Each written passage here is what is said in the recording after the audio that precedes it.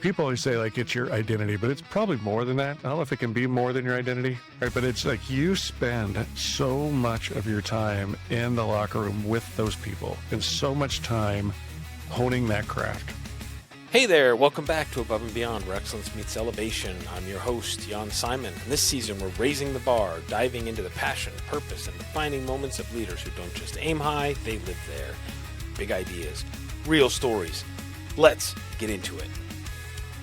All right, today's guest is a co-founder and CEO of Thrive CXO, a business catalyst firm dedicated to helping leaders and organizations scale with clarity, accountability, and impact.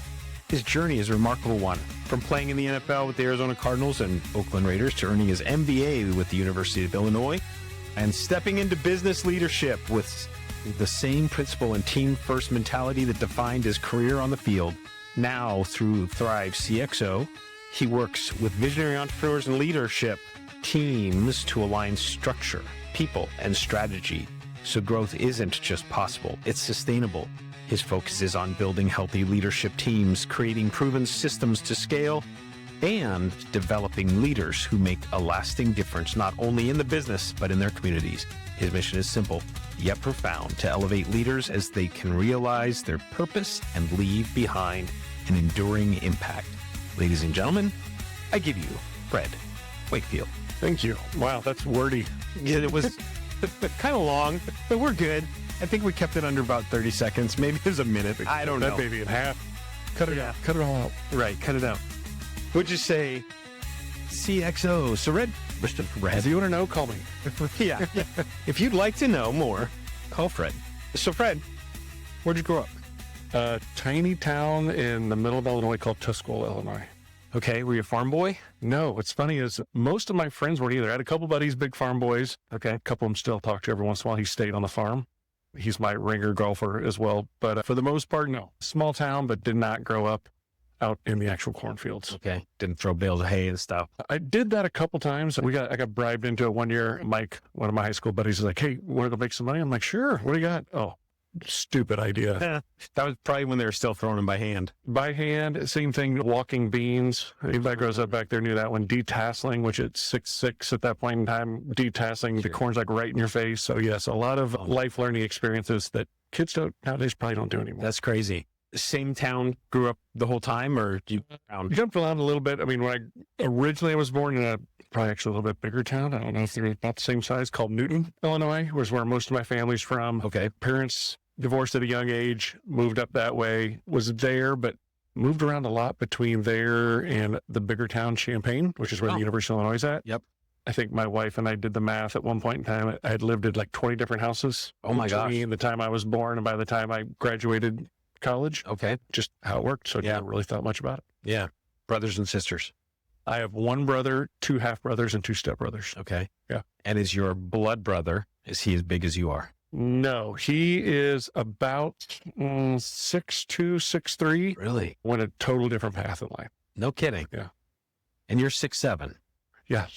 We still haven't figured that one out. I've got a couple, my grandma always says, she's like, you got a couple uncles. I met them. She's like, they're like 6'5", they're like 6'2". Yeah. Right. Outside of that, there was no one else in my family that was over 6'3" or 6'4". No kidding. Yeah. Wow. That's incredible. Blessed for sure. Yeah. Your mom must have drank a lot of milk or something. Definitely helped the first career path. Well, that's the other thing people joke about. Back then, there was other stuff in milk. Right? Yeah. And, I got the right mix of milk is what hormones or about, for sure. Yeah. Whatever they were. When did you get into sports? I mean, how old were you when that started happening? Yeah. So growing up in a tiny town, that's basically your path. You're either, well, now you're probably a computer kid or a sports kid, but back then your only choice really being sports, right? There was a few other activities, I think, well, like Boy Scouts or things like that back then, but for most part of, you wouldn't be a part of a group, you were at least in a sport. Mm-hmm. And we were in a tiny town, you were in all of the sports. Yep. And so started playing at a young age. I remember football was obviously the first one that I could really connect to. I mean, I wasn't as big as I am now growing up. I had a really major spurt, probably going into junior high and then going into high school again. Okay. But was still always pretty good at that one. Mm-hmm. I even remember coming back and one of the stints when we moved away for a while, I moved back into town right before football season. Like, the guy who gets all the sacks is back. And at that point in time, like, that kind of recognition feels good. Especially when I've been around it 6 months, right?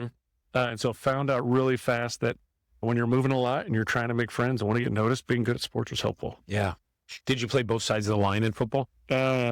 I did eventually, right? Okay. Like I said, small school. I'm just trying to remember back in junior high days, you played a lot of defense. I don't remember a whole lot on the offensive side, but that's because defense was more fun. Yeah. You just put your head down, hit somebody. Yeah, the world of jumping back and forth didn't happen until high school. But once I got to high school, man, I think we had 76 people in our graduating class. Oh my so God. smaller town, smaller school. And so, I mean, at my size, you had to play both ways. Yeah. So mostly offensive line. And I actually played middle linebacker of all things at 6'6", 6'7", which was hilarious. Yeah. Just put your arms up. I used to be able to run, right? Okay. Just put your arms up. Yeah. Stand in the middle of the field. Like I said, it's 6'6" or 6'7", small school. Yeah. I was bigger than a lot of people. Okay. Right? And so being able to run and do that just was really advantageous.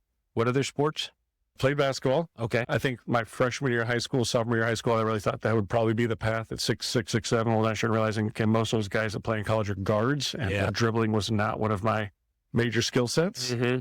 Still loved it. Great sport. Man, baseball, I was terrible. I think I had 1 or 2 years of baseball. So then I gravitated to track. I had a Stan Winky, very influential coach and person in my life. He was the one kind of helped me kind of guide through the football thing. So he noticed me as a freshman in high school. And he's the one who's like, okay, you're not playing baseball. You need to go play track.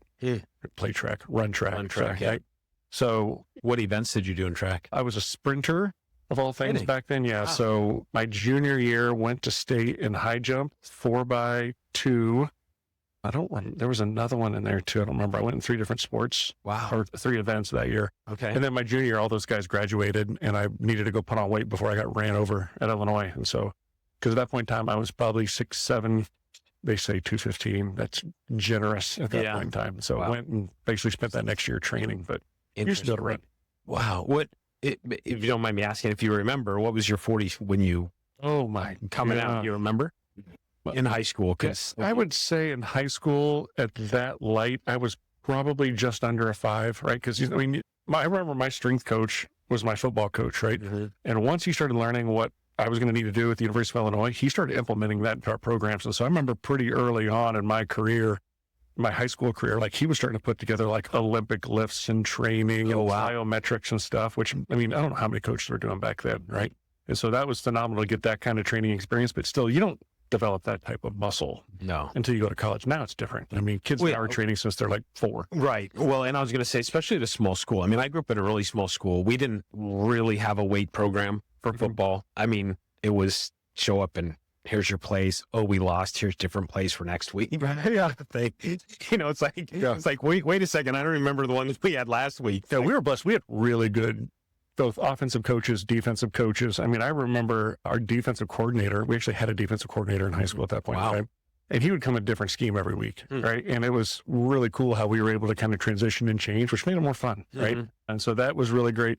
And then the next couple of years after we had graduated, that my high school coach for I don't know, sorry, Wink, if you ever listen to this, but like, I don't know how many records that team broke over the next few years of the different offenses he put in place. I mean, no kidding. he started going to the empty and what was it, run and shoot or whatever they called that, like wide open spread offense, which was, like I said, unheard of at the high school level at that point in time. Yeah. That's awesome. So I mean, it sounds like pretty early on you started focusing football direction. Were you in band, a good student, get yourself in trouble? My band experience lasted about 2 days in like 7th grade. And I was like, nope, don't have this gene. So I passed that one on. No, I was really involved in high school. Eventually was class president, student council, different clubs. I mean, I stayed involved. Nice. Like I said, any way I could just be out around people, right? And especially, like I said, small town, it's how you survived. Yeah. Right? And it was just different there. I mean, I look at my kids who grew up out here for most of their lives, and it still happened to an extent, but like these bigger schools out here, it's just so much more. Oh, it's crazy. Access, right? Yeah. Back then you had to be involved in everything so you could kind of figure out who your people were. Yeah. Yeah. That's incredible. Yeah. Graduated high school. Eventually. No, just kidding. After 8 years, you were an overdeveloped teenager going into college. Did you go straight to University of Illinois or did you go? Yeah. So had a few different options. It's funny. You think about recruiting now and it's insane. Everybody posts and tweets and all these different things, right? Back then you still got like physical letters like sent to you when you were being recruited. Yep. I still think back, and my mom probably still has a stash somewhere. I had like this case with just all the letters I got from everyone at one point. Oh, wow. And so started getting recruited pretty heavily my sophomore year. Junior year got more focused. Senior year kind of bled more into kind of those 3 or 4 schools I really wanted to go to. ironically enough, the school that I despise the most, Iowa, was the first one that offered me. Oh, wow. Ended up going to Illinois. Okay.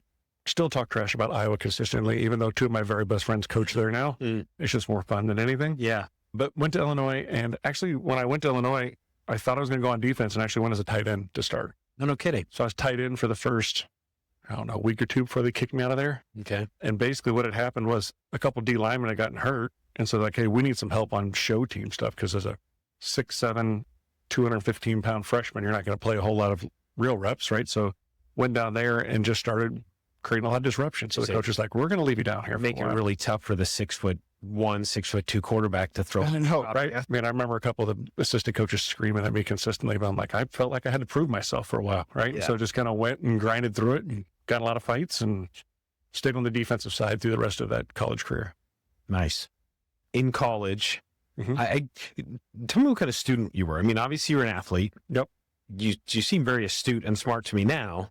What are you saying? What stereotype are you digging into here? Were you a big dumb lineman? What I mean, was school fairly easy to you at that time, or did you have to work really hard to keep both the piece and student? I'll tell you this over again. I know that I'm very blessed. Like I said, 6'7", 215 at that point in time, could run, but I was also a really good student. I missed valedictorian by a B+ in high school. Oh, wow. It's funny. I ran into that teacher like 4 or 5 years ago. We were back in Illinois, and he had no idea. And he's like, I'm so sorry. And I'm like, why? Like, you gave me the grade I earned. Yeah, right. It's not your fault. Yeah. I mean, it was college prep English. Is anybody good at that one? Right. So missed valedictorian by B+. So when I went into college, like I had good study skills and kind of knew how to manage different things. And so you had to get used to like other things though, like study hall and people looking over your shoulder all the time and just making sure because you are with a bunch of knuckleheads, right? And so you have to kind of prove that you are a good student to start, but Gotcha. I was always a pretty good student and really focused more on school early because I didn't think I was going to go play in the NFL.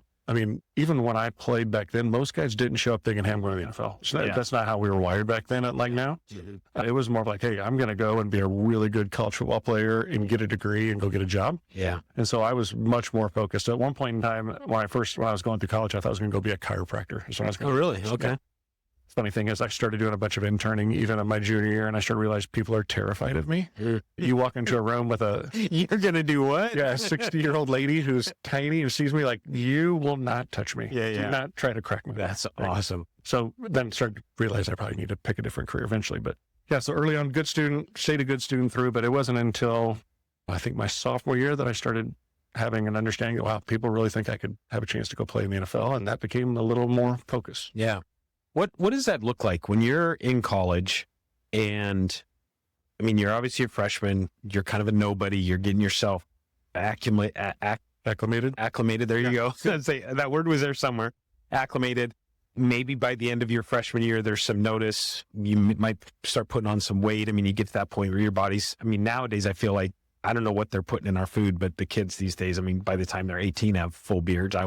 It's 30 before I can even grow. We laugh about this, but I saw a video the other day on one of the social media threads where they were showing like Penn State's like roster from like 88. And he's like, these people look like everybody's dad, right? Because they had like full mustaches. Oh, yeah. So I think maybe it's come full circle again. It's so funny. But yeah, so the interesting thing when, I'm telling you, when I was playing, right, I just wanted to be really good at playing defensive line, right, at that point in time. Yeah. And Coach Ron Turner and I were at were you go ahead. defensive end? Yeah. Okay. So I'd moved to D end. Okay. Whatever, they kicked me out of the tight end room. Gotcha. Went to defensive end, and Ron Turner and I were at like, I don't remember, like a Kiwanis Club luncheon thing in Tuscola. And during the event is when he made a comment. He's like, Fred's going to play 10 years in the league. And I was like, no kidding. Right? Had no idea. And then it kind of clicked. And so I remember going to meet with him like a week or two later in his office. Like, you really think this? Like, yeah, you don't realize this. I'm like, I had no idea. I just want to be a good player.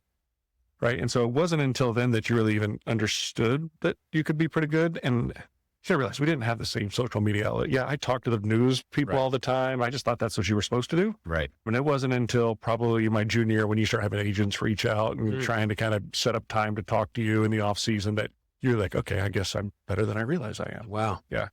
That's cool. It was different, but there were some weird steps that we had to go through. I got really, really sick my sophomore year of college. We were in training camp, and I don't know if this is one you read, but it's a kind of an interesting kind of battle story that I had to kind of navigate with. showed up to camp and I'm like, wow, I just don't have the energy. And at that point in time, remember I told you I was a runner, right? Like I was the guy in what they used to call gassers could do. I don't know. We would do, kid you not, like 24 gassers in a day and I'd be fine, right? Oh, wow. And then all of a sudden we're at training camp and I'm like, I just can't catch my breath. Like what's going on? Well, they're like, hey, you know what? We were thinking of bronchitis or something. So they sent me out of practice for like 3 or 4 days to kind of evaluate it. And then they're like, all right. And I'm like, okay, I'm supposed to go back to practice that day. We just got back into Champaign and I'm like, something still doesn't really feel right. I don't think I should go run. And they're like, well, let's just go get you tested. So they go do chest x-ray and come to find out my heart had enlarged like double or triple the size it was supposed to and was resting on my diaphragm. Oh my God. So they immediately checked me in to, I don't remember if I went to ICU, but I remember just immediately getting checked in, right? IV stuck into me, anti-inflammatories, going like crazy. And they're like, you had caught some virus that affected and enlarged your heart. Pericarditis, I think is what they called it back then. Wow. Like we could either drain it or we could just start a regimen to kind of start decreasing everything. Well, I went from being ready to go, excited about that sophomore season, ready to start and play, to where I lost like 25 pounds in like a week. Wow. Fortunately, through the doctor's help and just catching it, thank goodness. Because like if you would have had a collision with that kind of mass going, like who knows what could have happened, right? So ended up catching it, lost a bunch of weight. Somehow or another, I came back like week 6 or 7, probably shouldn't have, hindsight being 2020. Was still able to play through it, but that was one where you're kind of like, whoa, like, I mean, you're a college kid playing, D1 football. Like you feel pretty invincible. Yeah. And all of a sudden you're like, whoa, okay. That really kind of smacked you on your butt and makes you realize you kind of take a step back and evaluate things. Did you at that point think your career was starting like moonlight, or was that even? No, the weirdest thing is like once I got out of the hospital, I was like, okay, I'm going to be fine. But I remember the worst thing is like I'd go out to practice and obviously couldn't practice. And they'd be like, all right, just walk around the practice fields for like 3 laps. And you're like, all right, this is boring. What am I doing? Half a lap in, you're like, oh my gosh. You couldn't breathe. You're like, why can't, I mean, this is ridiculous. I mean, at this point in time, it'd only been 2 weeks since I've been on the practice field, 3 weeks maybe. And so it's not like it'd been forever. Yeah. And I'm like, you start questioning, like, how am I going to get back to a point where I can like run again? Because at that point in time, I'd never taken time off. I mean, you went from football to basketball to track to run around like an idiot through the summer. Yeah. And then you're in camps all summer long. And then you just kind of went through that cycle that you were never really out of shape. And now you're like, whoa, I am really, really out of shape. Yeah. And so there was moments where you're like, how does this even come back? And just Al Martindale, who was freaking awesome, he loved to talk all kinds of trash. He was our trainer. And he'd always be like, dude, you're going to be fine. Just relax, right? And each day you'd kind of push me to do a little bit more. And over time, just really kind of made a difference and you figure it out. That's awesome. Did you, so that's your sophomore year. You came back week 7, 8? Something like that. I mean, it's fuzzy at best. And then coming back into junior, senior year, did you play both your junior and your senior? Or did you exit early? Nope, I stayed. Was not that guy. When I look back, I don't remember a whole lot of guys being that leave early guy. I mean, we had one guy, Justin Smith, that trained with us. He came out a year early. But other than that, I felt like it was way more rare back then. Okay. But yeah, ended up playing out those last couple of years. Really good season. Our junior year, decent season. Well, I had a good season. Our team didn't have a great season. My senior year was supposed to be like the 9th or 10th defensive end in the country coming into the draft that year. And so everybody, my agents were like, you're probably going to go late 3rd, worst case, early 4th round. And then I never got drafted. So it was kind of one of those like, whew, what the heck freaking happened? Yeah, we sat through Cam's draft party for the first day, and it's like, you're kind of waiting. It's like, okay, well, the second day comes, and obviously he got drafted, but now it's just as bad because they drag out for like 4 days or 3 days or whatever it is now. Forever. Yeah. So what's in your period, in your growing up, let's say from, elementary school through high school and then into college, did you have anybody along the way that either had to sit you down and say, look, you got something special, but you're going to need to take care of it, or kind of influenced you to think? Yeah. I mean, you mentioned a couple times that people were kind of, that thought, but I was really self-motivated, but I had people who leaned in hard. Like I said, Stan Winky, my high school coach, I mean, he didn't need to go learn all that crap. Right. But he like, okay, I see all these things I'm doing. I'm going to go figure out how to do it. We're going to teach you how to do it and kind of help mold you into that. Right. Yeah. And then was just a huge advocate. I mean, no one was trying to recruit everyone out of tiny Tuscola, Illinois at that point in time. Yeah. Ironically enough, we've had quite a few D1 kids come out of there now, which is just a tribute to kind of what kind of a program they've built at that small school. Yeah. But Stan leaned in hard, super hard. Right. So he was the first one. And then my D-line coach in the second round of coaches. So first was Lou Tepper, and there were some good folks in that group, right? Don't get me wrong, but Osei Lewis, who's now passed away, was my D-line coach. Same thing, where he'd kind of pull me aside. He's like, all right, you've got something. And so he would just lean on me, like grind a little bit more. And it got to the point to where he knew I was one of those guys he could kind of count on, right? So he leaned in pretty heavy. Ron Turner over those years just kind of kept leaning in. And so consistently had guys that molded me along the way. And so I realized the impact that strong, influential mentors can have, both, and in my football career, and it's happened in my post-football career just as much. Perfect. With regards to graduating college, what is your degree in? So I was a kinesiology major. Like I said, I was going to go be a chiropractor. And at first I was going to be an anesthesiologist was my plan my freshman year. And then I looked at how much school that was and tried to do that and play football at the same time. This isn't going to work. I got to pick something different. Yeah. And so pivoted. Okay. And then did you end up going to post-secondary school, or did you do like a master's? No. So played through high school, went to the pros. Once I got done with the pros, I went back and got my MBA. Oh, you did? Okay. Yeah. Okay. To graduate college, you enter the draft. Mm-hmm. Nothing happened. No. It was what happens fantastic. then? What do you do as a player? I mean, obviously you've probably got a group of people that's kind of pushing you in a direction type of thing. Do you then go to the combine? I mean, what does that look like? Yeah, so it's making me realize how much you don't know about this process. Yeah, the combine. No idea. The combine happens months before the draft. And so I was at the combine and had a bunch of really good interviews. And so I felt good about it. And I had teams I knew were interested. To this day, I've asked a few people. I mean, if anybody's listening and knows anything better, I really don't care anymore. So you keep it to yourself. Call us and let us know. But at that point in time, I'm really not sure kind of what happened and slid. That being said, my agent, Mark Helligman, was fantastic, right? He immediately, I remember, because I'm pretty sure it was in 2 days back then, right? You did 1 through 3 and then 4, 5, 6, and 7, right? And so you want to talk about a long day. Yeah. And so that fourth round kind of goes through. I wake up that morning thinking I'm going to get a call pretty early. And now the phone's not ringing. I'm kind of like, interesting. In the fourth round, start getting some phone calls. Well, I get a little bit of phone calls here and there all the way through, and it just keeps going. It keeps going. Yeah. It gets to the point where my agent and I are talking, and we're like, 7th round, it's kind of better if you don't get picked up now, and then we can pick where you're going to go. Oh, wow. Okay. Right. And so then you're kind of in this weird mode, though, where your pride starts setting in, and you're like, God, at least I didn't have some party with 50 people sitting there. That'd be worse, right? Yeah. But instead, you're still just kind of sitting there, and you're like, what the heck, man? I've put in the time. I did all the things I was supposed to go do, and I'm not going to get a chance. Yeah. What the hell's going on here? Well, and especially, I mean, obviously, you've already said this. You didn't have the social media and all that stuff back then, right? But you were still kind of getting told, maybe 9, 10 in the picking. And at this point in time, guys, no offense to anyone out there, but started getting picked. I don't even know who they were. They were in the same position. I'm like, what is going on here? Oh, wow. And so then I kind of been like, all right, God, give me a shot here. And it's kind of the same thing, right? Going from small school to Big Ten school, a lot of guys, they wanted you to do well, but they wouldn't plan on you doing well, right? Yeah. Same thing. You go undrafted and then you go to the NFL, you're like, all right, here we go. Let's do this.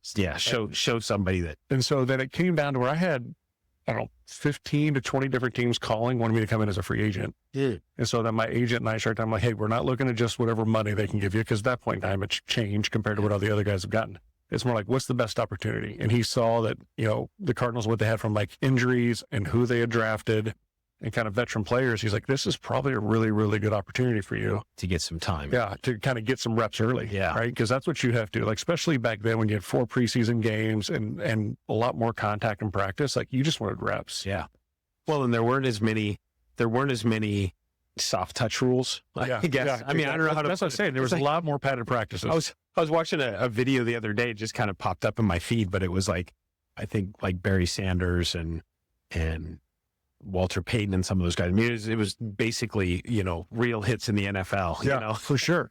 And it's it's pretty nasty. Yeah. I tell people, you can't say this now, but when I played, I wanted to hurt people. Yeah. That's just how it was designed back then. But that's how it was. I mean, and I've seen different reels and videos and, football in the 90s, and you're putting the black under your eyes, and you're like, hard acid rock metal going, and now it's and football today, and they're painting their fingernails. That's probably a meme out there. So it is, absolutely. Yeah. But I mean, it's just, it's kind of funny because I think about that. I mean, I think, and I'm a couple years older than you, I think, but I mean, I played in high school. I never played past high school, but I think about like the pads. I had these huge, they were probably like a lineman's shoulder pads, trying to throw footballs. And then, we all had you didn't have the neoprene pads. You had elbow sleeve. Yeah. It was like a giant pad on the end. Exactly. and the hand pads that were like big old puffy. Or the guys that had the full neck roll. Yeah, exactly. Your head. The Bosworth neck rolls and stuff like that. And so I just think about that. But you're right. I mean, guys were hitting. I mean, for sure. They're hitting today, but there's a lot more. Oh, I mean, I've joked with my wife that just the amount of less hits you take. I mean, like I was a wedge guy forever, right? They can't do the wedge anymore. That's where probably 70% of my injuries came from that stupid wedge on kickoff return. Yeah. Right? Or just this less pounding in practices. Like if I could have made the team that first year, but because that's the hard part. Like I made the team because I grinded and took a lot of freaking reps. Every time there's an extra rep, I was sticking my nose in there all the time. I was literally fighting and battling all the time. Yeah. And that's what gave me my shot once I got here. But guy came into a good opportunity. I'll admit, first time I landed in Arizona off the plane from Illinois, I'm like, oh my God, what oven did I walk into? Because it was like June OTAs. We just kind of walked into a really good opportunity and had to battle and earn a spot. That's awesome. Do you have any good stories of when you were in the NFL? Oh my gosh. I mean, anything that you can share? Yeah, I mean, one of you alluded to. I mean, there was. I know that I'm probably still rare, but there's more. But in all the positions that I played in that time frame, right? So, came in those first couple of years, played defensive end under Dave McGinnis and that crew. We didn't win very much, but that group was fun. Fun group of guys to play with, fun coaches to play for. But man, we were really bad football team back then, and so we had to find our own fun a lot, which usually came in practice. But Denny Green comes in. Well, so first off, you alluded to this one a little bit, but I'm trying to figure out how to start this story and not spend an hour and a half telling the story. Oh, it's just so. Like I said, I came in as a defensive end, right? When I got here, I was one of 5 other people on 4th string. Does that make sense? So like your 4th string, just because they don't go past 4th string on the depth chart, you're basically one of however many people on 4th string. So you're just dying for reps. You're on the bubble to possibly go pack your bag. Yeah. And so every time you can get a rep, you're getting it, right? Even if it's stupid one-on-one bashing faces with an offensive lineman twice your size, like you're just trying to get reps so you can just prove that you belong out there and can play. Still to this day, don't know how it shook out, but I mean, eventually you get to the point where that first year, I played every single game. As an undrafted free agent starting, I played in every game and played in every game on defense at some aspect. Wow. Right. The next year was the starter on defensive end, played well through that year, got a new contract where they went from a free agent contract to a 4-year deal, which was awesome. Right. Yep. All because I had that itch to prove everybody wrong. But also I'm like, God, the first 2 or 3 weeks you're out there, like, okay, I know I can do this. This is not as intense as I was expecting. Yeah. Got there and proved ourselves within that next year, a down season, which at that point in time, I don't know what was considered a down season because we were rough, right? We weren't improving, I guess was the best way to bring it up, right? So then we knew that staff was on the way out. And then I'd had a couple concussions, had to sit out a little bit, and then came back and could play. But all of a sudden the coaching staff was like, hey, we've got to kind of prove ourselves. So these guys that we've drafted that Fred's playing against, like they need more reps and we need to show them that they can play. And so basically got benched for guys that I was better than. Right. And it's hard for me to say that. Yeah. That's not how I'm wired. But man, you're sitting there watching this consistently and just seeing guys out there. And you're like, oh my gosh, he's getting killed. Right. And so you're sitting there and you're kind of battling with this. This is a professional sport. Like you're supposed to have the best people on the field. Right. But you start realizing that even at that level back then, there was some aspect of politics to it. Yeah. So then my playing time went way down. I played in the last game of the year. I'm pretty sure that was against the Vikings or Packers. So I played really, really well. And then that next year, Denny comes in. Right. And so I'm sitting there and I'm like, all right, new clean slate. Well, like second or third press conference Denny has, he's like, not sure what happened with Wakefield. Was one of the best D linemen we had. He's one of my starters week 1. And I'm like, whoa, sweet. Right. So this is exciting. This is a change from what I'm used to. I'm having to earn my spot every single year. Yeah. Well, then we go through like the first OTAs and I broke my wrist and had to put a plate in. So I'm practicing through all these OTAs, like 3 weeks out of surgery with a cast on. Every time I have to come out, they have to cut the cast open and redo it because it smelled so bad. And my wrist would be so swollen. Like, I'm like, I don't care. Like I don't know how it is now, but back then, like I'm earning a spot again. Yeah. Right. Like I've got to play.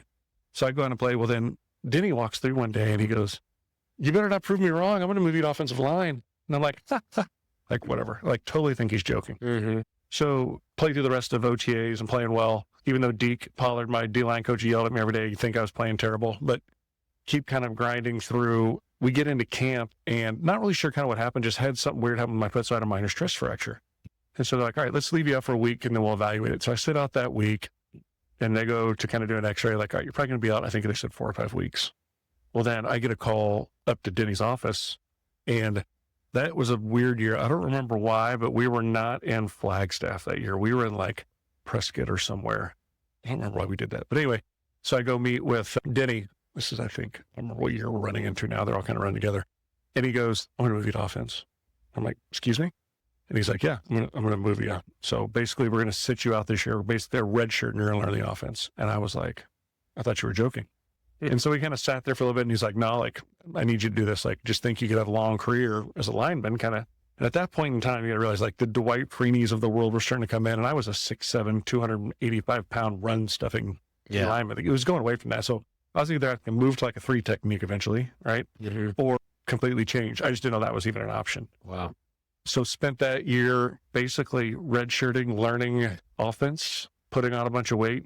So then turned around that next year to training camp. And by the time we get going, I'm the backup at tackle and guard, or one of the backups. Still end up playing. And I don't remember the numbers, but I'm pretty sure I played in every game at some aspect, right? Either special teams or on offensive line, but played in at least 8 to 10 games at guard or tackle. And at that point, no one had ever done that, right? That kind of a transition while you'd already been a starter in the league was just crazy. Yeah.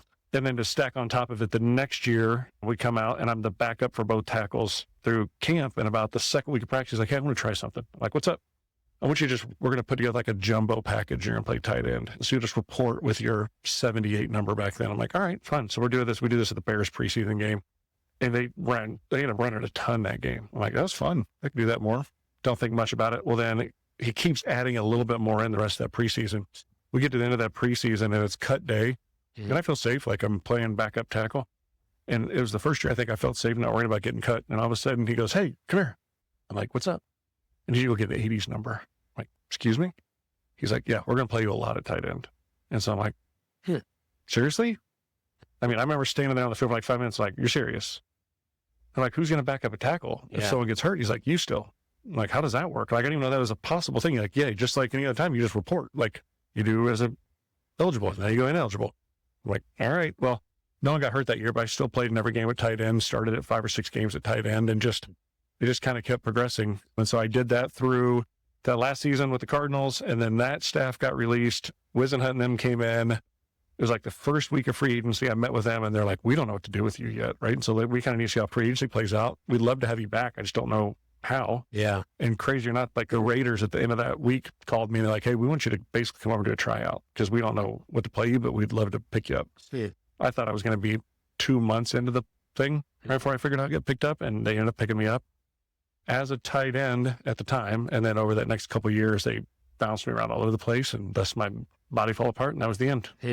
Yeah. 6 years, 7 years? 8 total. 8 years? Yeah. 8 years. And then you become an old man. You know, At the ripe old age of what? You feel 38, like 31? you're a 5 or 6 year old man in those locker rooms back then, right? You're sitting there and all of a sudden you're the veteran guy everybody's coming to know the ins and outs of different things. But yeah, you age quickly in that sport. Unless you're Tom Brady or some of these QBs that play forever. Yeah. Even those guys that play QB, I'm like, the level of competitiveness those guys have to want to keep grinding like that is nuts. Absolutely nuts. Well, I can only imagine. I mean, I wrestled in college. I didn't play football, but the level of commitment that you have to have, and there were plenty of days where I just questioned, why am I even here? Yeah. Right. Because I mean, wrestling, where are you going to go? Olympics, basically, or MMA or something like that. But now, imagine if you're really crazy. Yeah. But, so I think about football. It's like, okay, now you get to that level. It's like, okay, you've proven yourself. You've done well. Yep. You've gotten a contract. You're coming to the end of your contract. What kind of conversations you have with yourself to decide, okay, I'm done with this and I'm move on to the next phase of my life? Or it got a lot easier for me just because of the injury situation, right? I mean, I had that year with the Cardinals where I had the plate put in my wrist, but that didn't really feel like I was sitting out because I was still around a lot and learning something new. But those last 2 years, the Raiders were brutal. I mean, I went in there, was playing well, it through camp and then just blow out your ACL the first time. Yeah. Had a phenomenal surgeon. So, I mean, I actually could have came back and played that year. Oh, wow. If they didn't have the rule they have now where you can basically sit out for a while. So I had that whole year off. And then you turn around, they ask you to change positions again. And then just because your body can't do those same movements, like running towards someone, like to pass rush or stop the run and then chase down people, is way different than like pass protecting. Yeah. Right. So it's just such different movements for your body that eventually just kind of fell apart. And then that last one, I remember I was playing the last major injury when the wedge was still here, locked a guy up. This was home at the Raiders. I can't remember who we were playing against. And all of a sudden my shoulder dislocated through the front. Oh, geez. And I was like, and all of a sudden, like, I let the guy go and he goes off and probably made the play. I don't remember. Go back to the sideline. And I'm about to tell you, my shoulder went out. And as soon as I stand up, it plunged back in. And my wife said she could see from the sideline with my son. She's like, that wasn't good. Well, the weird part when it goes out through the front, like it seemed fine, but it tore so much stuff. I didn't realize it, that the next so many weeks, like your strength just diminished. So eventually like, hey, we've got to release you. Yeah. Like, cause you need to go get this fixed. And so then going through that surgery process, like 2 years in a row, I remember sitting there, my wife, who ends up being your nurse, by the time you go home and you're cleaning stuff out, she's like, what do you think? And I'm like, yeah, I've had enough. Right. Yeah. And so it was pretty easy. It was crazy the next year when right before training camp, like I get a call from the Raiders wanting to know if I want, my agent's like, hey, the Raiders want to know if you come back. I'm like, no. First off, I haven't even ran in 4 weeks, so I'd probably pass out. Yeah. I've not bench pressed anything in 4 months. Right. And so it was just, yeah, that was not going to be the phase. And so it was a pretty easy decision for us to move on. How old were you when you got out? 30. 30. Okay. Yeah. I say that really confidently, didn't I? Yeah. 30, 31, somewhere in there. What did you have kids at that point? Yeah. So my son was 2 weeks old. Okay. Sorry. Our son was 2 weeks old our first game. Gee. We still got a picture. He looks like a little alien out here in this Arizona heat and little onesie. And then my daughter, my first daughter was born while we were out here with the Cardinals. And then our youngest was born my first season with the Raiders. And so then I was home for like her birth for like a month, went back out. And then the next time I got to see them is when they were coming to ride with me to go get my ACL repaired, which was a whole crazy Oh my gosh. fiasco. How crazy is My that? wife's showing up to a new place, doesn't know anything. She's got a 3-month-old and trying to navigate a husband who's probably a bigger baby than the baby with a injury like this. So Yeah. You ever met a guy with an injury? especially doped up right out of surgery. Oh my God. Yeah. That's crazy. So what happened after that? You got out of the NFL. Yeah. So you get done playing. The funniest part is I remember early in my NFL career, I'm like, okay, I'm going to get these first 4 or 5 years and then I'm going to kind of have a plan, like what we're going to do next. So you get going and you're like, all right, I need to keep a job. So then I spent so much time training and studying because I wasn't yes, I'm blessed with a lot of size, but there was guys way faster, stronger than I was, right? And so you're always just trying to keep a job so you didn't think about it then. Yeah. And so then you kind of get to that like 6 or 7 year and you're like, okay, I'm going to get 10. Start getting a little greedy, right? And so then you get to that 7th year. Well, then all of a sudden that 7th year you get hurt and you're like, okay, I'm going to come back. I'm still going to get to 10. Well, they get hurt again. And it was one of those that people talk about this all the time. And I think the stat still is similar, but I remember when I was playing, they would say that I think it was 78% of NFL guys are in financial distress or some other major life event within 2 years being done. It's because contracts aren't guaranteed, right? And even when you get going 6, 7, 8 years, like you just don't realize how fast it's done. Yeah. Right. And so you get done, you're like, okay, now what? So with mine, it was easy. I had to go get fixed. Right. So I spent the rest of that next however many months getting, what was that? The shoulder fixed. And then over the next 2 or 3 years, had to do a couple more surgeries. But I lasted about 6 months into retirement. I love that word. It sounds great. Like I had a choice to be done and quit playing. But you retire and was like, okay, I'm not designed for retirement. What the heck am I going to go do? Right. Also, I had 3 little kids and a wife to support. And I'm like, okay, I didn't make NFL money like some of the stuff you see now that would just let on in perpetuity. Right. And so I needed to figure out what I was going to do next. And man, was it harder than I thought. Yeah. Right. You immediately are like, okay, what seems fun? I'm not going to go back to chiropractic school at this point in time. I'm so far removed from all of that. Not to mention I've got a plate and 6 screws in my wrist and a bunch in my shoulder. Like probably shouldn't handle people's necks, right? And try to adjust people. It's probably not the break best their head off their shoulder. Hey, let me put this back for you. And so then the search began, right? And it was, I still tell people to this day, I think I'm still searching a little bit, right? To try to really just figure out where I need to lean in. But quickly, I knew that I wanted to spend time with my family. Like I said, I had 3 little kids and a wife who had given up everything for me to chase a dream for 8 years. And so I started kind of really thinking about, okay, what do I enjoy doing? And because I didn't know what I was good at that point in time. I was good at running people over for a living, right? Yeah. So now it was like, what's next? Gravitated to all the insurance guys, right? So my buddies, to this day, some of my very best friends are Northwestern Mutual guys. Like, those guys golf and travel all the time. Yeah. I want to golf and travel all the time. It looks awesome. Yeah. And so went into that career for a while. And I tell people, it was probably the best first step I could have taken. So all you guys that get done playing, I always say, like, if you weren't a business major, right, then go into something that forces you to go, like, learn and meet new people. Because that was the best thing from that, is that it forced me, their internship pre-early employment program really, really kind of broke me out to go figure out what was out there. Because instantly you're meeting with business owners or people who've sold businesses, people in different life transitions or whatever it was. Yeah. So you just got to learn an entire aspect of everything that's out there. And the good thing is coming from what I did before, everyone wanted to meet with me the first time. Usually not the second time. Yeah. Right. My hit rate was really high for a first meeting, really low for the second meeting. But it really, really opened up kind of an opportunity to get out and meet a bunch of people and see what was out there. And so it really pulled me into an avenue where I'm like, okay, I like this business side. I don't know if I like the insurance side, right? Because I discovered that I get bored asking the same questions all the time. Yep. Right. And wanted to learn more and kind of get out there. Amazing or not, was pulled in with a group of guys who were all what I viewed as like influential business, early younger leaders. Okay. And we're like, we're going to go invest and buy companies and just do good stuff with what we can do. Right. Good people, good intentions, wrong mix. Right. One of the more painful learning experiences through my business career that I still lean on a lot was we eventually like, hey, we all agreed. We bought into this company back there. I had all the aspirations of knowing that this guy knew what he had done before and we were going to support him and build all these different things. And man, did we not do our homework before we bought into that one. Oh, wow. And so you just quickly start learning, conflict and team dynamics. And I'm sitting there and I'm like, oh my gosh, half this feels like freaking locker room right now. Some of these conversations and arguments. Now, we weren't talking about each other's paychecks in the locker room as much, right? But you're kind of seeing how people fit and what's going on. And I'm like, hey, as much as that time frame with those people didn't work out, in that process, I'm like, okay, I need to develop my own toolbox. Like, how do I do this? Yeah. And so that pulled me back to go get my MBA. And so went to the University of Illinois executive program, because at that point, I'm like, I'm not going to go sit in 5 hours of class every day. That sounds terrible. And so they had an executive program where you had to have 8 years of experience in your field to even get in. And I remember talking to the admin people and being like, I don't have experience in anything. They're like, whatever, you've got a level of experience no one else in this room has. Yeah. And it took a long time, even after that, into my career, to realize how much value my time in the NFL and that level of success and the people you're around kind of molded and shaped kind of how I view and see things, right? So it made a big impact, right? And so that was the early years of kind of the bumpy trying to figure out next and kind of led me towards the path we are now. Yeah.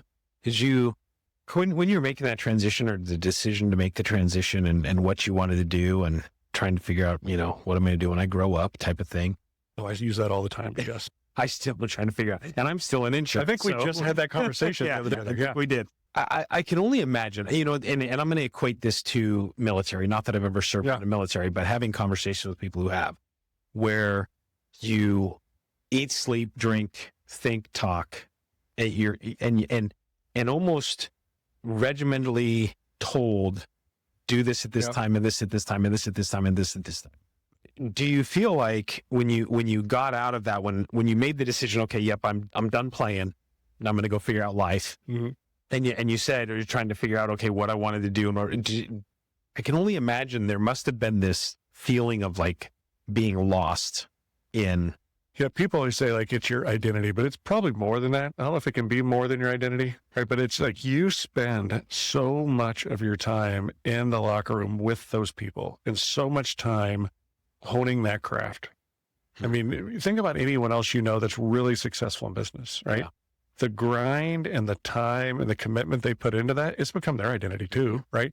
But hopefully they've had an exit, they've moved on and done the next. Like that NFL grind to get to that point it's work, right? I think that the NFL does a good job now of trying to set up programs to prepare people for transition. I leaned into a bunch of different things, like helping pay for your MBA and like identity kind of profile assessments they'll put you through. The one I did with them wasn't very helpful, but that's fine. But still, they have the good intentions of doing it, right? And like, is it like programs your rainbow or something like that? No, that was the Giants assessment back then. It's like 2 hours of like, do you want to be a dog or a cat? Weird things like that. But sorry. But if you go to, man, you lose my train of thought. Sorry. PTSD from sitting through those assessments at the combine. We were talking about transition, trying to figure out what you want to do. The NFL helping you. Oh yeah. So the NFL does a good job of helping you, but there's still just this element that unless you're the really, really top starter and your job's really not in jeopardy, like you're still not going to let up, but you can carve out a little time to go do other stuff. I mean, I will tell you, most of the guys like me who are every year battling for a roster spot, let alone a starting spot, like to even think about taking the time to go learn about real estate just seemed impossible. Right. So the guys, I knew 2 other guys who did it. I'm like, you're phenomenal. How did you go do this? And so to have that understanding, which is tough. So I'm assuming now it's still the same thing. Like these guys who are kind of in the grind of now, but it makes that next step really complicated. And it is like, as much as I hate to compare the NFL to people who serve, because like what they give up for our country is substantially more different than us to go run into people for a living. Yeah. It is the closest correlation. And so I got to meet a guy probably about 6 months ago, really, really interesting dude.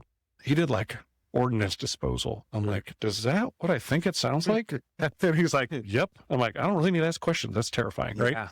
But he's the one who kept making the comparisons. I'm like, you need to stop comparing to what I did to you. He's like, no, but if we talk about the path that we've had to figure out kind of what's next in your life, it's that same kind of a transition of understanding and kind of rediscovery. Yeah.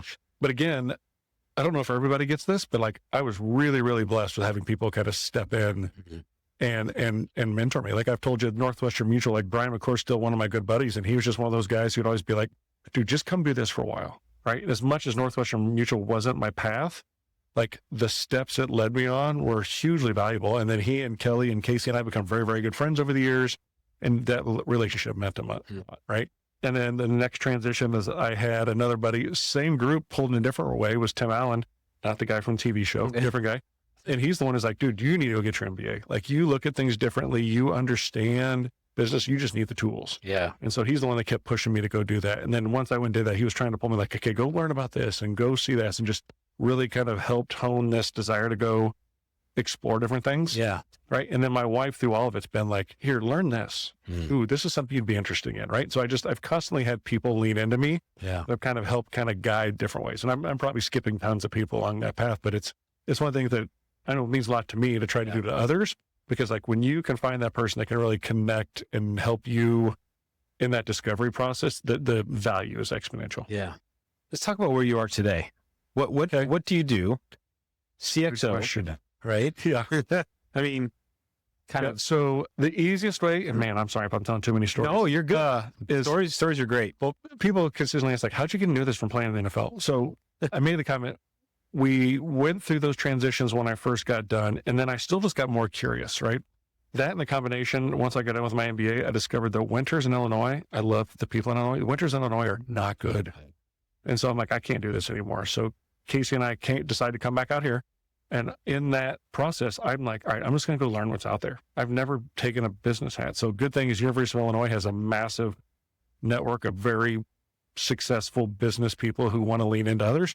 So they started to introduce me to a ton of people. So I came out and met with a bunch of people from that, different people I'd met through the Cardinals and just different organizations over the years, and just started re-networking out here. And then ironically enough, one of my teammates from college is like, hey, why don't you come learn cybersecurity? I'm like, I know nothing about cybersecurity. He's like, perfect. And so what I learned and going through that, I'm like, wow, learning new complex business models and new things is what I just love doing it. Right. And so dove into that head first, worked in that for a while. And then I just kept finding myself getting pulled into different areas. If it was manufacturing or fundraising or medical devices or financial services, like I started getting all this knowledge from all these areas and different things of sales or operations. And I'm going to say finance, very low level finance, and kind of understanding how business models work. And so it was probably like no clear path to what's going on. And then finally I just had that settling moment. I'm like, oh, that's why, right? You just have this knowledge across so many different industries and places. Like, how do you use this to help more people? Yeah. And so then about that time, a friend of mine out here reached out and he's like, hey, I know you do a bunch of consulting. I just need help. Like my team is about to leave and I've not been involved for 5 years. I'm like, what do you mean your team? My top 2 people are going to walk out the door next week. I'm like, all right, can you keep them there till Monday? So I went over there, met with him and his team. We got everybody to stick around, started to evaluate what's going on. And over the next so many years, really just kind of stepped into like a fractional COO type role. Okay. And then next thing you know, another group pulled me into the same and another group pulled me into the same. And so at that point in time, I was managing like 3 different groups. And I was like, this is fun. Yeah. How do I do more of this? And then we have a business partner. We're a client of this tool called Culture Index, which I talked about the other day. Yep. And I talked to my Culture Index advisor and I'm like, how do I scale this? Like, what am I missing? Like, I need some of my own medicine here to kind of talk through this. Introduced me to my business partner, Tim. Tim and I met and we hit it off right away. Like he was doing a lot of similar things in other groups. And so we spent the next year kind of working on the same projects together to kind of start developing our own model. And so Thrive CXO was born out of that. And it's gone through a couple iterations. No, we do not have a website yet. I hope Tim's listening to this so I can give him a hard time because that's what he's working on right now. For the last 2 years. He's gonna be like, dang it, you called me out on air. It's brutal. No, but we have thousands of listeners. If we would have launched this in December, January, when we played on it, it would have been totally different. And so even like what we do with our clients, which I'll explain here a little bit, as we're walking through this journey and kind of evaluating our own model and how we're dealing with clients, we're like, this isn't going to work. And so we had to kind of come to the moment of like, all right, do we completely pivot now? Or do we do like small shifts along the way? And along with kind of how some of our team members were working and how our client engagements were going, we're like, we're just going to rip the Band-Aid off. And so probably 3 or 4 months ago, I think I mentioned this to you, we just ripped the Band-Aid off and completely changed how we're doing it and how we're delivering it. And so I give him a hard time, but if we would have launched it, he would just had to redo it. Right. And so now what we focus on is we help leaders take the next step. Okay. Right. I will tell you, we get introduced to probably 3 types of leaders right now. Okay. One of them is envision the leader who's had an idea, started a business, got up and running, and they're sitting at that, I don't know, $2, $3, $4, $5 million range. And they're like, okay, this business, like, I don't even know what to do next. Like they've grown it. They're sitting there and they're kind of looking around like, what the heck is the next step? Right. And so a lot of those groups will go to EO or some of those different areas and they get those resources, right? If not, like we can step in and kind of help design the business model and the structure and help put team members around you to go scale it. The next one is business owners like, hey, I've been at 10 million for like 3 or 4 years in a row. I've got a team, everybody's fine, but like, we just can't grow next, right? Like a lot of things could be wrong with that one. That could be business model, people, wrong seats, whatever it is, right? But we can go and help you figure out the next steps to kind of take it to the next step there, right? Okay. The third one is that owner who has reached a point in his career where he's like, all right, I've either read the book Traction, which is EOS, right? So everybody hearing this would know like the visionary. Yep. Or they're in Vistage or YPO, well, probably not YPO, EO or some of these different groups. And they're like, all right, I want to be this visionary leader, but it makes no sense how I can do this. This business is designed around me, right? That we can kind of help take those steps to kind of put the right structure and people in place to kind of help you scale past that, right? So all of those, although they sound different, it's almost always the same problem, right? It's the right structure of people in place to really help you figure out how to scale, but then it's also putting in place the right accountability so you take the steps towards it. I think that's what a lot of the different programs miss now is like an accountability to make those steps happen. Yeah. And so what's like a timeline you would be working with a client like that? I mean, Is it a month, 6 months, 7 years? Yeah, it varies, right? It depends on how messy it gets, right? When we first started doing this, we would work with clients in engagements that were up like 50 or 20 grand a month, right? And we would be in there non-freaking stuff. We're like, okay, that's not scalable and it doesn't help them. The more we were pulled into the weeds, the less we were able to help move the needle and actually drive growth through the company, right? Mm-hmm. And so we changed that to where we now don't charge anything close to that, right? But it also depends on how deep do we have to get, right? Are we working with just the CEO? Are we working with a whole leadership team? Are we having to lean into operations? Are we having to lean into sales? And so it really varies on those aspects, how long it's going to take. Okay. I will tell you, of all the engagements we have right now, we're in that 12 to 18 month range, what engagement usually lasts. Some of these ones that we're saying now come in because we've changed it are closer to 12 below, right? Probably 9 to 12 on the most optimal end. But then we have some engagements, like as we get to a certain spot, we just kind of maintain a lighter touch, right? Sure. And we're just not quite as in deep with each client. Do you see situations where, and I know it's we'll say relatively new. Obviously, you've been doing it for a little bit, but have you had situations yet where you've gone in and you said, okay, this is how we can fix things? Yeah. And whoever the owner, CEO, or leadership team is, goes, Oh, those are my favorite ones. throws you the bird, says, get out the door. Well, because I haven't had anybody throw me the bird. Okay. I had plenty of people disagree. Most of the time, the people we work with know there's a solution. They just aren't understanding what the steps are to get there, right? And so between Tim and I and other resources that we can pull in, we've got so much experience that we can say, okay, this is like this scenario. Like if we keep going down this path, this is what happened and this is why. And you can kind of start showing those aspects. Yep. I will tell you, that's my favorite part is working with the owner. Like, what do you really want to happen? Okay. And then getting them to understand that there's probably going to be some hard steps to get there, right? Yeah. You might have to move out your operations person that's been involved with you for 7 years, right? You might have to, the family owned business ones are the most entertaining. Like you might have to move your cousin or your nephew to a different role, right? I will tell you, we are not a company that comes in and just tries to blow up your system, right? We are always going to try to find a place, especially in today's age, people understand the importance of culture and what's going on. We are 100% aware of the culture. I will tell you, in most of the clients that are our most fun stories, we've gone in and they've been leadership teams of 7 or 9 or 10, right? And then we're like, okay, we're going to pare this down to like 3. You're not big enough to have 10 people in your leadership team. We've had to go in and pare those things down, and not by firing people, right? Just kind of moving them to different roles that they're actually probably happier in, right? And really kind of getting those people into their sweet spot is where we've been the most effective. Gotcha. Yeah. Do you have a favorite type of client? I will tell you this, service-based companies or clients who have lots of things going on, right? And so as you could probably imagine from my previous career, right? I like chaos, right? And those companies that are, let's skip the service-based aspect. Service-based I like more because you can make more change in a service place because you're not having to deal with supply chain as much. Gotcha. Right? If you're dealing with a product that has a bunch of supply chain issues, I mean, I worked with one a number of years ago, really cool offering. We were starting to get some really good marketing, and then all of a sudden the chip thing happened everywhere in all the vehicles, and it just completely halted everything you could do, right? Yeah. And so you just can't influence that much. You can put the right things in place and help them, but you can influence the service space so much more. I say that, but we do have product-based companies as well. But the ones that are dealing with some kind of messy situation, right? Where if you go in, it's like the owner's just frustrated because the vision is not being built out correctly, like operations isn't keeping up or this isn't happening, right? Because when you go into a situation where there's already chaos happening, it's a lot easier to see what's wrong, right? Because it's people really kind of shine through what's going on when things are more chaotic. And so it's funny, we've got a couple different partners we're talking to. We're like, we'd really like to introduce you to this, but it's a hot mess. I'm like, please, why not? I'd love to go meet with those people and see if we can help. Yeah. The other one is just from doing this long enough, those leaders that are in that chaos could really use someone to bounce something off of. Yeah. I can only imagine, you get at the position, and obviously my business isn't that big, but as a business owner, you're the one stuck dealing with all this stuff. Yeah. CEO, same thing. I mean, you're dealing with all this stuff. Whether you're answering to a board of directors or to a silent owner or whatever it is. Right. But to be able to have somebody that can come in and talk to you about things that are, I don't know that nobody else understands. I think people probably understand it, but to be able to have somebody who's kind of been there, done that, and go, well, have you thought about this? Or, whatever, make tweaks. Well,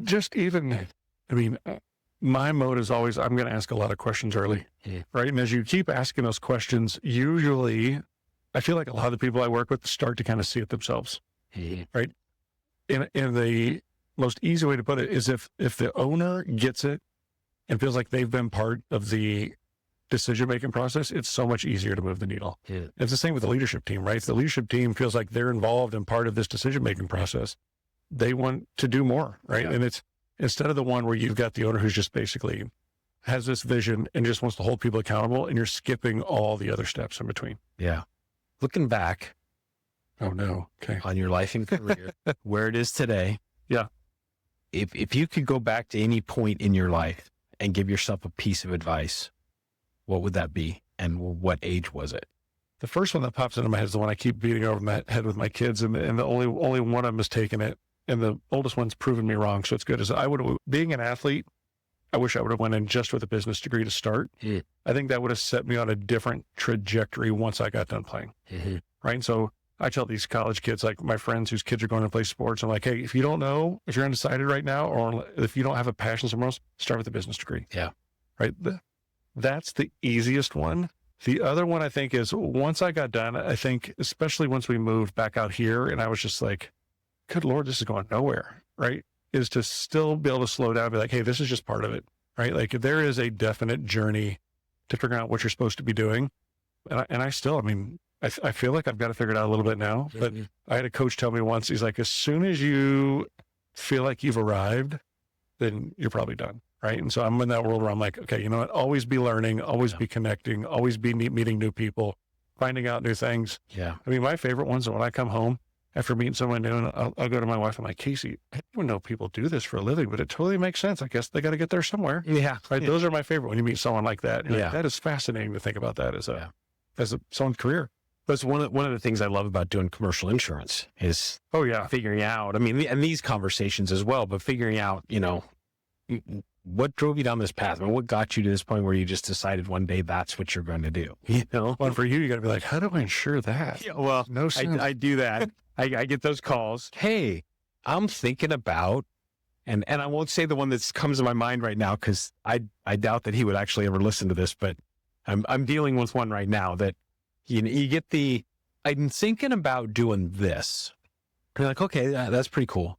And then we're going to add in this service and this service and this service. And I'm like, okay, look, you got to pick a lane. Yeah. Stay in the lane, get the truck going, get it up to speed. And then once you get it up to speed, let it go for a while. Let it run for a little. Then you can think about adding services. You know, it's like you get I'm a painting contractor. And then a few months later, we just bought a dump truck. And you're like, well, you're a painting contractor. What's a dump truck have to do with it? You know, it's like, I've seen a couple of these when they design a totally different model to manage that, different. Yeah. Right. But when they start blending the different things, you're kind of like, oh, what are we doing? Yeah. It's like, can we just keep focused? It's so interesting you bring up the business aspect of things. When I went to school and we had to declare a major, my first major I declared was business. Okay. I took an accounting class and you're like, nope, I'm done with this. And then went to music. And then I was done with music, which was bad. But I actually graduated kinesiology, physiology. Yeah, there you go. So it's the same thing. It's like, but I was looking at it and I thought, well, I'll just be a PE teacher and a coach. Yeah. You know? Because and what everybody told me I should do, you know? Yeah, like I said, it was the chiropractor career was what I was planning on. But I will tell you, it helped me a lot through my playing career when like you were dealing with different injuries or I was going through training. But it made the biggest difference when I was going from playing D-line to O-line and what I had to do to change my diet. I had really good trainers and stuff, but like I'm like, I get them. It makes sense because I knew those different things from that time frame. So it helped. That's right? cool. It probably helped annoy the crap out of my kids through their sports careers and being like, it's probably this from, and this isn't ChatGPT or web. Right. This is something I actually know. This is, we're not, don't get me started on it. Yeah. Anyways. I do still remember how to tape ankles. You know what? I do too. That's because I had mine taped so many more times than I think more than having to tape people's ankles. And I was taping, I probably taped more than I got taped. I got taped a lot in high school. Oh, my time close. You had to be taped for every practice. Yes, no, we didn't. But I taped guys. Yeah. And in wrestling, we didn't get taped. My daughter being like, how do you remember how to do this? I'm like, I watched this happen thousands. Oh, you could probably do it with your eyes closed. Yeah. I'm like, and you have a little bit more of a sprain. Can I get some moleskin? Is that still a thing? Right. Where it's like the stronger stuff. Yeah. We didn't even use what was the wrap that you put on before the pre-wrap? Yeah. Pre-wrap. Did you shave your ankles? Oh yeah. Those guys. Yeah. We had to. They wouldn't use, our school didn't have pre-wrap. So we're going off the rails now. Sorry. Had to shave our ankles. That's funny. All right. You're standing in a room. Okay. 30 seconds to motivate the crowd. What do you say? Just any crowd? Let's say a group of seniors in high school. Okay. Man, I am, since I've lived it now, I am the embrace the journey guy. I mean, it is. You asked that question a minute ago, like, what would I have done differently? I was the guy that never wanted to travel or go to Europe or do things. And now I look back and I'm like, okay, we need to do more of that. Yeah. To where now, since we're on the other end, we just became empty nesters. It's the same thing, but it is embrace the journey. And what I tell my kids, I'm like, if you love what you're doing, right, then it's really, then you can have the impact you're going to have. Yeah. Right?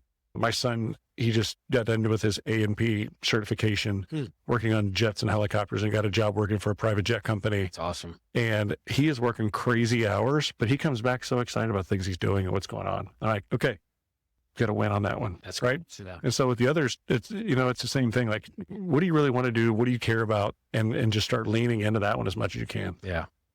Very cool. What's your wife do? She's an artist. Oh, really? Yeah. So she does abstract oil painting. Okay. And then she also mentors and coaches other artists as well. Really? Yeah.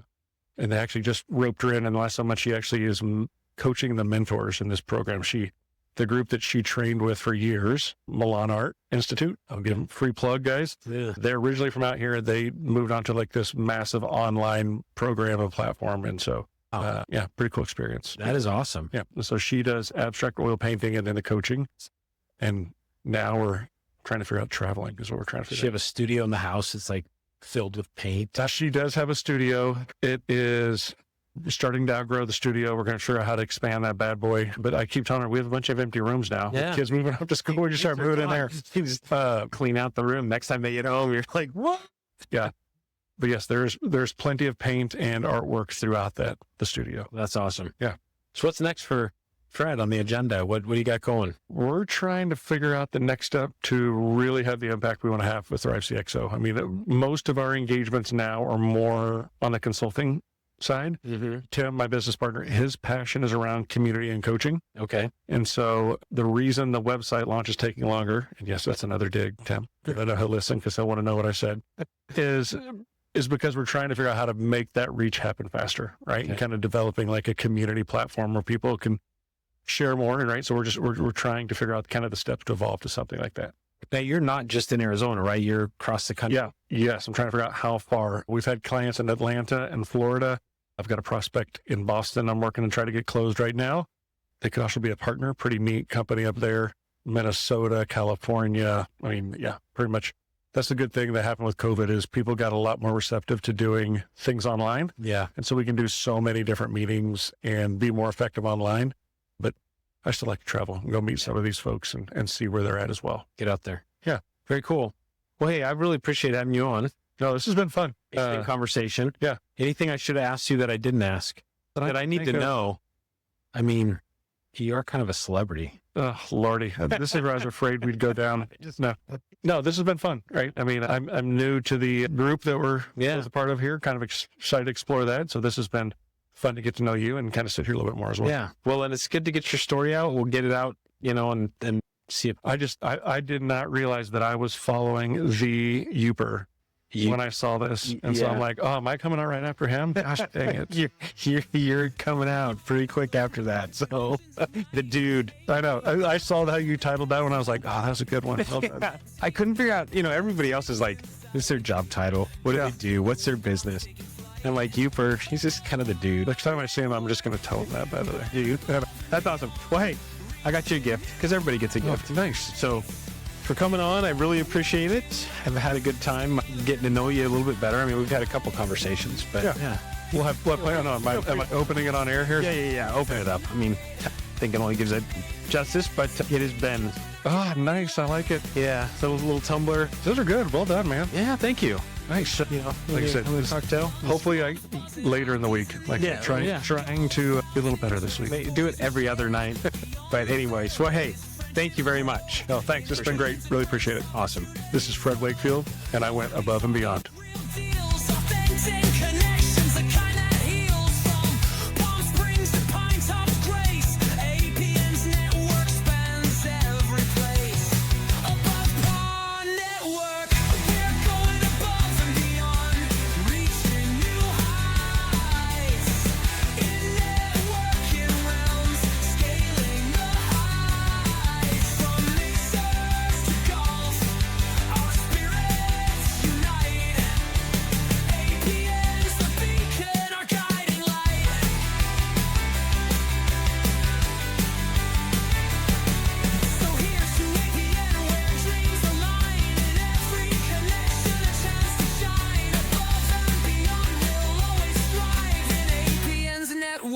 We truly thrive.